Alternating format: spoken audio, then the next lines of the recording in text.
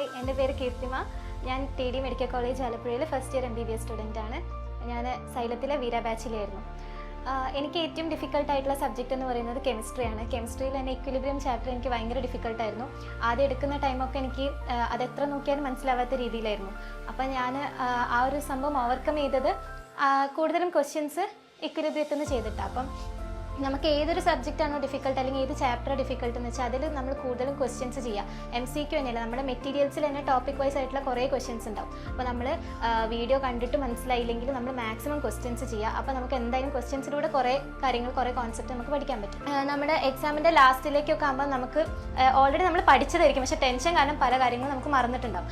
അപ്പോൾ അതൊക്കെ നമ്മൾ ഈ പറഞ്ഞ LMRP പ്രോഗ്രാം അല്ലെങ്കിൽ അങ്ങനത്തെ സൈലത്തിൻ്റെ കുറേ റിവിഷൻ പ്രോഗ്രാംസ് ഉണ്ട്. അപ്പോൾ അത് നല്ല രീതിയിൽ യൂട്ടിലൈസ് ചെയ്തിട്ട് നമ്മൾ മറന്നു പോയിട്ടുള്ള പല കാര്യങ്ങളും നമുക്ക് അതിലൂടെ തിരിച്ചെടുക്കാൻ പറ്റും. മെയിനായിട്ട് നമ്മൾ ശ്രദ്ധിക്കേണ്ട ടൈം മാനേജ്മെൻറ്റാണ്.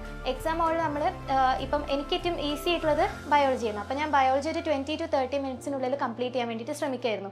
പിന്നെ അതുപോലെ കെമിസ്ട്രിക്കും ഫിസിക്സും ഞാൻ ഏകദേശം ഈക്വൽ ടൈമാണ് കൊടുത്തത്. കാരണം കെമിസ്ട്രിക്ക് തിയറി ഉണ്ട്, അതുപോലെ തന്നെ ന്യൂമറിക്കൽസ് ഉണ്ട്. അതുപോലെ ഫിസിക്സിന് മെയിനായിട്ടുള്ളതും ന്യൂമറിക്കൽസാണ്. അപ്പം ഫിസിക്സ് അത്യാവശ്യം സമയം വേണം നമുക്കിത് എഴുതിയെടുക്കാൻ വേണ്ടിയിട്ട്. അപ്പം ബയോളജിക്ക് ഞാൻ 20 to 30 മിനിറ്റ്സിനുള്ളിൽ കംപ്ലീറ്റ് ചെയ്യും. കെമിസ്ട്രി ഒരു 1 hour മാക്സിമം എടുക്കും. അതുപോലെ ബാക്കി ഫുൾ ടൈം ഞാൻ ഫിസിക്സിന് കൊടുക്കുമായിരുന്നു. അപ്പം ഞാൻ ആദ്യം അറ്റൻഡ് ചെയ്തത് ബയോളജി, പിന്നെ കെമിസ്ട്രി, ഫിസിക്സ് അങ്ങനെയായിരുന്നു. അതുകൊണ്ട് എനിക്ക് ടൈമിന് വലിയ ഇഷ്യൂ വന്നിട്ടുണ്ടായിരുന്നില്ല. ലാസ്റ്റ് ഒരു ക്വസ്റ്റ്യനൊക്കെ എനിക്ക് വീണ്ടും, അതായത് ഇപ്പോൾ നമ്മൾ ആദ്യം ആ ക്വസ്റ്റ്യൻ പേപ്പർ കംപ്ലീറ്റ് ആയിട്ട് നമ്മൾ പോവുക. അപ്പോൾ നമുക്ക് ലാസ്റ്റിലേക്ക് എന്തായാലും കുറേ ക്വസ്റ്റ്യൻസ് കിട്ടൂല. അപ്പോൾ ആ സമയത്ത് അതവിടെ വിട്ടിട്ട് എല്ലാ ക്വസ്റ്റ്യനും നമുക്ക് അറിയുന്നത് കംപ്ലീറ്റ് ചെയ്തിട്ട് വീണ്ടും അറിയാത്ത ക്വസ്റ്റ്യനിലേക്ക് വന്ന് അങ്ങനെ നമ്മൾ ചെയ്യുക.